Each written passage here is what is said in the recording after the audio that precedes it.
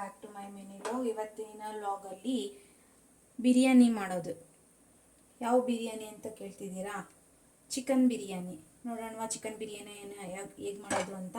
ನಾನಿಲ್ಲಿ 1/2 kg chicken ತಗೊಂಡಿದ್ದೀನಿ. ಅದಕ್ಕೆ ಒಂದು 3 ಸ್ಪೂನ್ ಆಗೋಷ್ಟು ಆಯಿಲ್ನ ಹಾಕ್ತಾಯಿದ್ದೀನಿ. ನಾನು ಮಾಡ್ತಾ ಇರೋದು ಕುಕ್ಕರಲ್ಲಿ. ಆಯಿಲ್ ಹಾಕ್ಬಿಟ್ಟು ಸ್ಪೈಸಸ್ ಜಾಸ್ತಿ ಏನು ಸ್ಪೈಸ್ ತಗೊಂಡಿಲ್ಲ. ಇದು ಈ ಫ್ಲವರ್ ಸ್ಟಾರ್ ಫ್ಲವರ್ ನೆನಪಿಲ್ಲ.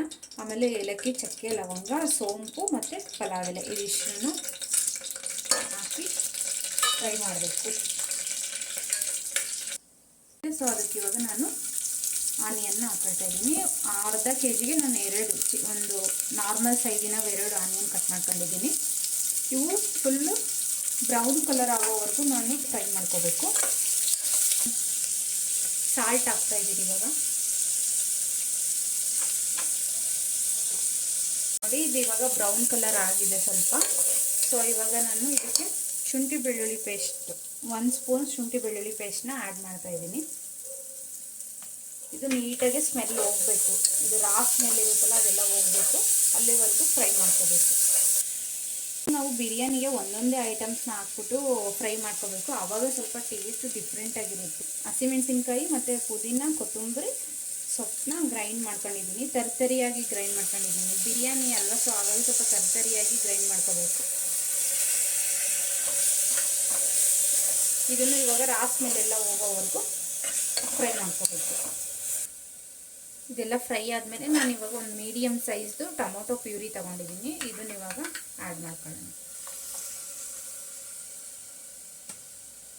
ಇದು ಕಂಪ್ಲೀಟ್ ಫ್ರೈ ಆಗಬೇಕು. ಈ ಐಟಮ್ಸ್ ಎಲ್ಲ ರಾ ಸ್ಮೆಲ್ ಹೋದರೆ ಸ್ವಲ್ಪ ಬಿರಿಯಾನಿದು ಅದು ಮತ್ತು ಒಂದೊಂದನ್ನೇ ಹಾಕ್ಬಿಟ್ಟು ಮಾಡೋದ್ರಿಂದ ಸ್ವಲ್ಪ ಟೇಸ್ಟ್ ಡಿಫ್ರೆಂಟ್. ಚಿಕನ್ನ ವಾಶ್ ಮಾಡಿ ಇಟ್ಕೊಂಡಿದ್ದೀನಿ. 1/2 kg ಚಿಕನ್ ಇದೆ. ಇದನ್ನು ಆ್ಯಡ್ ಮಾಡ್ಕೊಳ್ಳೋಣ.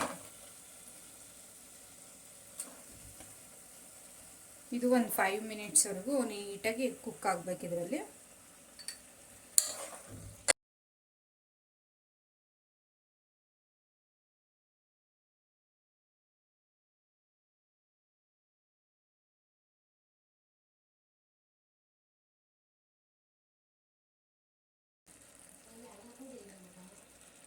ಒಂದು ಸ್ಪೂನಷ್ಟು ಕೋರಿಯಂಡರ್ ಪೌಡರ್ ಹಾಕೋಣ. 1 ಸ್ಪೂನಷ್ಟು ಗರಂ ಮಸಾಲ, ಸ್ಪೂನಷ್ಟು ಅರಿಶಿಣದ ಪುಡಿ. ಇದಿಷ್ಟು ಮಿಕ್ಸ್ ಮಾಡೋಣ.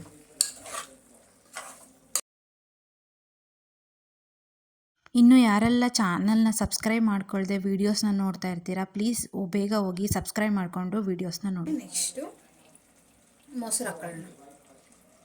ಒಂದು ಕಪ್ಪು ಮೊಸರು. ಅರ್ಧ kg ಚಿಕನ್ಗೆ 1 ಕಪ್ ಮೊಸರು. ನೆಕ್ಸ್ಟು ಮೊಸರು ಹಾಕಿದ ಮೇಲೆ ಇದೇನಂತ ನೋಡ್ತಾ ಇದ್ದೀರಾ? ಇದು ಕಸೂರಿ ಮೇಥಿ ಸೊಪ್ಪು ಖಾಲಿಯಾಗಿತ್ತು. ಹಾಗಾಗಿ ನಾನು ಇದನ್ನು ಕಸೂರಿ ಮೇಥಿನ ಬಿಸಿನೀರಲ್ಲಿ ನೆನೆ ಹಾಕ್ಬಿಟ್ಟು ನಾವು ಯಾವಾಗ ಬಿರಿಯಾನಿ ಮಾಡೋಕ್ಕೆ ಸ್ಟಾರ್ಟ್ ಮಾಡ್ತೀವಲ್ಲ ಆವಾಗ ನೆನೆ ಹಾಕಿದರೆ ಸಾಕು. ಅದು ನೀಟಾಗಿ ನೆನ್ಕೊಳ್ಳುತ್ತೆ. ಅದು 1 ಕಪ್ ಹಾಕಿದರೆ ಅದೆಲ್ಲ ಫುಲ್ಲು ನೆನೆದ ಮೇಲೆ ಕರೆಕ್ಟ್ ಆಗುತ್ತೆ. ಒಂದು 1/2 ಕಪ್ ಅಷ್ಟು ಆಗುತ್ತೆ.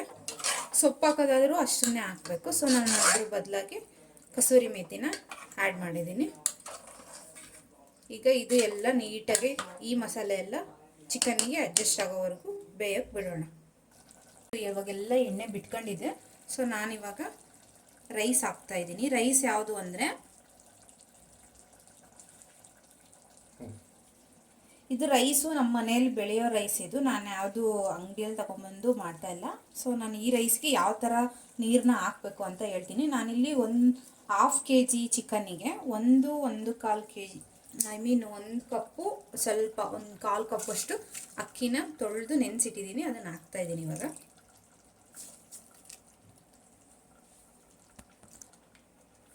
ನಾನಿವಾಗ 1/4 ಕಪ್ಪು ತಗೊಂಡಿದ್ದೀನಿ ಅಂತ ಹೇಳಿದ್ನಲ್ಲ, ಅದಕ್ಕೆ ನಾನು ಈ ಕಪ್ಪಲ್ಲಿ ನನಗೆ ಕರೆಕ್ಟಾಗಿ ಅಳತೆ ಅಡ್ಜಸ್ಟ್ ಆಗುತ್ತೆ. ಸೊ ನಾನು ಈ ಕಪ್ಪಲ್ಲಿ 1 ಕಪ್ಪು ನೀರು. ನಮ್ಮ ಮನೆ ಅಕ್ಕಿ ಅಂದೆಲ್ಲ, ಸೊ ಹಾಗಾಗಿ ನಾನು ಯಾಕೆ ಹೇಳಿದೆ ಅದನ್ನು ಅಂದರೆ ನಮ್ಮ ಮನೆ ಅಕ್ಕಿಗೆ ನಾವು ನೀರನ್ನ ಕಡಿಮೆ ಇಡಬೇಕು.